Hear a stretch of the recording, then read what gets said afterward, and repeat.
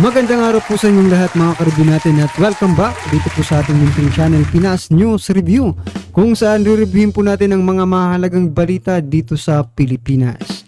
Mga simpleng komento sa mga issue dito sa Pinas at eto nga mga karibin natin. Kapapasok lang, binulabog na. Retired General ginulat ang Malacanang. Nako ha. Grabe ang nangyari, matindi ang banat. Yan mga karibin ang ating alamin. Mula po rito sa channel ni Kabayan News PH, yan mga karibin, nasa description po ang full video link ng balitang ito. Subscribe na po kayo kay Kabayan News PH. At kung bago ka pa lang at di pa po nakapag-subscribe sa ating munting channel, please don't forget to subscribe. At i-click na rin po ang bell notification para updated ka po sa lahat ng uploads nating reaction video. At eto na nga, sama-sama at sabay-sabay po natin pakinggan, panoorin at bigyan ng reaksyon ang balitang ito. Eto na po. Mga kabayan, matapos ang ilang araw na pananahimik na isang retired general na si Captain Dado, heto, muling lumabas sa social media at naglabas ng kanyang saloobin sa pamahalaan kaugnay sa mga isyu na nangyayari nito lang mga nakalipas na araw, kung saan ay isa-isang pinatatahimik ang mga vloggers at media na bumabatikos sa administrasyon ni PBBM. Sa kanyang latest vlog, isiniwalat ni Captain Dado ang mga di umano ay nababalitaan niya na pang-aabuso sa mga general, partikular ang nangyari kay retired General Macanas, kung saan ay kinasuhan ng PNP dahil sa kanyang vlog. May balita pa ng babatok ng general. Kung ako batukan, sapakin ko eh. Oh, sampal-sampalin ko kahit first lady. Mali yun. Tapos arugante kayo. Mali kayo. You do not treat officers like that. You do not treat General Macanas like that. General yung tao. So yan mga karibin natin, binabatok-batukan yung mga general. Nako naman. Ha? Ganun po talaga Captain Dado, no? Kasi feeling po nila sila po ang hari, reyna ng ating bansa, no? Ganun sana. Pero sana, ganun po sana, no? Sila po ang hari at reyna. Pero dapat in a good manner, di ba? Hindi naman sa alam naman po nating lahat na kaya nga po kayo nandyan kasi ibinoto po kayo ng taong bayan, di ba? At yun nga, sabi nga ng iba mga karibin natin na dapat kung sino yung ibinoto natin, siya po sana ang nagdidesisyon patungkol sa mga problema, sa mga issue ng ating bansa. Yan ha. Uy, may pinagdaanan yan. Malaking pinagdaanan sa buhay niyan. He gave up 30 plus 34, 37 years of his life. Sabi ni Captain Dado at mensahe kay PBBM, parang marsyalo na ang nangyayari ngayon sa bansa, kung saan ay halos kapareho na noong panahon ng kanyang ama na si Ferdinand Marcos Sr. Nagbabala si Captain Dado na wag tatakutin ang taong bayan dahil lalo lang lalala ang sitwasyon, kung saan ay tuluyan ng masisira ang tiwala ng 31 milyong Pilipino na bumuto kay Pangulong Marcos Jr. BBM, dictatorship na ba tayo? Alam ko yung tatay mo, dictatorship. Pero ikaw, di ka pa nagsasabi na martial law. Pero parang martial law na. Ano tayo? Democracy, majority wins. Kaya ka nga nabotohan ng 31 million. Ang mali mo, ginamit mo si Inday Sara para magkaroon ka ng 31 million. Ako, naniwala ako sa hugot. So yan mga karibin natin, ano po ang iyong opinion doon po sa sinabi ni Sir Captain Dado mga karibin natin na ginamit lang si Vice President Sara Duterte, no, para manalo itong si PBBM. Ano po, dati pang issue yan, no? Dati pang pinag-uusapan yan. Pero halatang-halata naman mga karibin natin kasi 'di ba? Marami po ang mga, sige nga mag-comment po kayo mga taga Davao mga karibin natin na talagang pumupunta diyan yung mga Marcos, 'di ba? Para ligawan nitong si Vice President Sara Duterte. No, alam naman po natin na iba po yung impact ng apelyidong Duterte pagdating po sa taong bayan, 'di ba? So ano ang iyong opinion? Ginamit nga ba talaga? Or di natin masabi, no? Pero halata naman. PNP to defend the state which is threatened. Right now, it is being threatened. And at the same time, defend the people. Ano ang masasabi mo dito, kabayan? Sama-sama nating panoorin ang buong video at pakikomment nyo po ang inyong mga reaksyon at sariling opinyon. Pero bago yan, muli po ako nag-iimbita. Sa mga hindi pa po nakasubscribe sa ating channel na Kabayan News PH, pakipindot po ang subscribe button at pakiclick na rin ang notification bell para lagi kayong updated sa mga bagong upload natin na legit at napapanahong balita. Maraming pong salamat. People of the Philippines, mga kabrigada, Pinoy Survivor, kailangan ninyo ang PNP at saka ang AFP. When push comes to shove, pagka naging critical yung situation, you need the PNP and the AFP as one intact institution, AFP, PNP intact, no? Under their commander, Browner sa AFP, Acorda, kung nandiyan pa siya, hanggang kailan ba si General Acorda? March, sana ma-extend, ma-extend ulit. Kundi kaya yung susunod, no?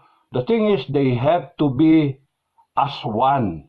Kung meron kayong nakikita na hindi kayo pabor, keep it to yourself. Huwag niyong mumurahin. Because galing ako dyan sa AFP. Pag ako minumura yung commander ko, magagalit ako. Pag ako minumura yung institusyon ko, magagalit ako. Okay? So, trabaho lang yung mga yan. Lahat sila sumumpa that they will uphold and defend the Constitution of the Republic. Oh, ano problema? So they will uphold. Now, it so happens na under that Constitution, nandoon yung gobyerno ng Republic of the Philippines. Hindi dapat kalabanin ang AFP at PNP, People of the Philippines. The AFP and the PNP, no matter what happens in our unfolding history, so many months from now, you can count on your AFP and your PNP to uphold the Constitution. Part of that Constitution, an article in the Constitution, sinasabi, it will defend the state. Pagkadelegado yung state, it has to defend the state. That's why yung estado ni BBM, meron siyang espada. The sword of, the sword of, Damocles ba yun? Okay, nakalimutan ko na, Bobo. Okay. The sword. Okay. Now, when they feel threatened, they can draw that sword na nakatago lang yung espada. At sasabihin niyang charge, o sasabihin niya, pagtanggol mo ko. Yun ang AFP tsaka PNP. Pero, may pero at the same time, the Constitution says, the AFP and the PNP will protect the people. So, malinaw. Wag na wag ninyong mumurahin ang AFP, PNP. Kakampi nyo yung AFP, PNP. No matter what happens, it is the duty of the AFP and PNP to defend the state which is threatened. Right now, it is being threatened. No? And at the same time, defend the people. So how will the AFP, PNP react? Ano ba? Paano na? Well, as the months unfold, mga kabrigada, na makikita kung ano ba talaga ang labas ng baraha para tayo nagpupuso. So yan, mga karibin natin, no, naiintindihan po natin yung sinasabi ni Captain Dado, mga karibin natin. Nakakampi nga po natin yung AFP at saka PNP. Ngayon lang, mga karibin, sabi niya, wag daw natin galitin, di ba? Sabi niya. So, ang sa akin lang, mga karibin natin, opinion lang po ito, no? Paano kung hindi na po tama? Hindi, yun din, no? Hindi na po tama yung ginagawa. For example lang, for example lang po ito. Hindi na po tama yung ginagawa ng armed forces, ng AFP at saka PNP, no? Kasi most of the na, di ba, sa unang, pa lang, buong pambungad pa lang ng ng administrasyon ni PBBM, marami na po agad yung mga nasangkot na PNP, di ba? Dun sa drug bust ba yun? Oo, drug bust nga mga karibin natin. Siyempre magagalit tayo, di ba? Kasi mga mga men in uniform yan eh, pero nasasangkot po sa mga kalokohan. So, I mean, hindi naman sa lahat ng oras, mga karibin natin, hindi tayo pwedeng magsalita laban po sa PNP at AFP kung mayroon man, no? May mga ginagawang kalokohan. So, I agree with Sir Dado, but kailangan po balansehin din natin kasi, di ba? Hindi naman po lahat, hindi naman ganun kalinis, you know? Yung ating PNP at saka mga karibin natin. May mga loko din diyan, di ba? So yan eh, no? So, nakikiramdam yung dalawang organization na yan. Nakikiramdam. Mas maganda yung mga troll na yan at saka yung mga tao na yan. Either, sinabi ko na maggawa kayo ng sarili nyo ring manifesto, wala tayong pakialaman. Kami nananahimik kami, huwag yung pakialaman yung manifesto namin. Ngayon, kung hindi kami magkaroon ng pirma na milyon-milyon, o ditaan saya ninyo hanggang 2028 si BBM, di ba? O di, majority wins. Yun yung essence ng demokrasya. Nasaan na ba tayo ngayon? Ano ba tayo? Dictatorship? Na? BBM? Dictatorship na ba tayo? Alam ko yung tatay mo, dictatorship. Pero ikaw, di ka pa nagsasabi na martial law. Pero parang martial law na. Ano tayo? Democracy, majority wins. Kaya ka nga nabotohan ng 31 million. Ang mali mo, ginamit mo si Inday Sara para magkaroon ka ng 31 million. 32 million yung ali eh. 32 million. Ako, naniwala ako sa hugot mo. Sama-sama tayong babangon muli. Unity. O, naniwala ako doon. Tapos, ang nakakaasar, naasar ako, yun, ang isasagot mo sa bumoto sa iyo, no? Ngayon, may kasama ako na 15,000. May kasama ako. Wag nyo kaming tatakutin. At pagka kami tinakot, lalong dadami yan. Nakikita ng tao eh. Ang mas maganda, suklian na lang ninyo ng tamang gawa. Sagutin ninyo yung mga issues ng tao. Pati ikaw nadadamay eh. Because hindi ka visible, hindi ka nagsasalita, hindi mo kausapin yung tao na siyang bumoto sa iyo. Yun yung problema mo eh. Ginamit mo taong bayan. Yun yung mali mo. Anyari sa iyo, hindi ka, ang bait-bait ng aura mo eh. So yan mga karibin natin, sinasabi nga rin po ng mga nagko-comment ng mga netizen, no? Sabi po nila, mabait lang daw po talaga si President Bongbong Marcos, mga karibin natin. Kaya hindi niya po pinapatulan yung mga issue ng ating bansa, di ba? Itong mga lumalabas na mga issue ito, hindi niya po pinapatulan.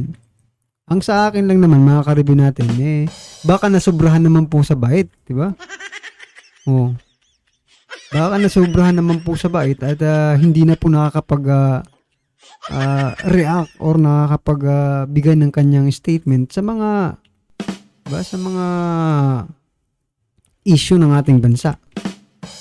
So, ano sa palagay niyo? Ano ang iyong opinion, mga karibin natin? Talaga bang ganon?